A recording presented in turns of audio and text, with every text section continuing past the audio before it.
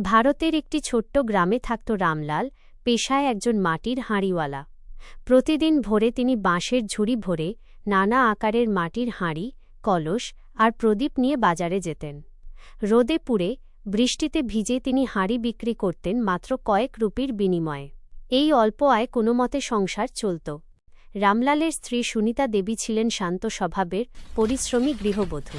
তিনি ঘরে বসে অন্যের কাপড় সেলাই করতেন, যাতে মেয়ের পড়াশোনার খরচটা সামহাও জোগাড় হয়।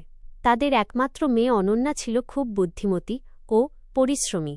ছোটবেলা থেকেই সে দেখত তার বাবা কিভাবে ঘাম ঝরিয়ে জীবিকা অর্জন করেন।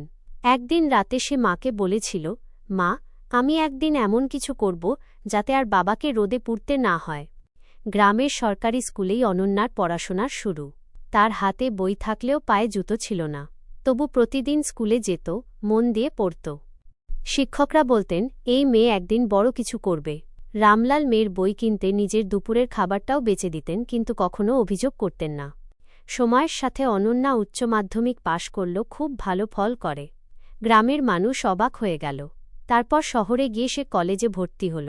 টাকা পয়সার অভাবে সে টিউশন পড়াত, আবার নিজের পড়াশোনাও চালিয়ে যেত। রাতে কেরোসিনের আলোয় বই খুলে ঘণ্টার পর ঘণ্টা পড়ত। তার স্বপ্ন ছিল একদিন আইপিএস অফিসার হবে, অন্যায়ের বিরুদ্ধে দাঁড়াবে। বছরের পর বছর কঠোর পরিশ্রমের পর Ananya union public service commission UPSC পরীক্ষায় অংশ নিল। রামলাল আর সুনীতা প্রতিদিন মন্দিরে গিয়ে মেয়ের জন্য প্রার্থনা করতেন। অবশেষে একদিন খবর এলো, অনন্যা শর্মা ভারতের নতুন আইপিএস অফিসার হিসেবে নির্বাচিত হয়েছে। সেই খবর শুনে রামলাল প্রথমে বিশ্বাসই করতে পারেননি। তার চোখে পানি চলে এলো। তিনি বললেন, আজ বুঝলাম, আমার ঘামের দাম বিফলে যায়নি।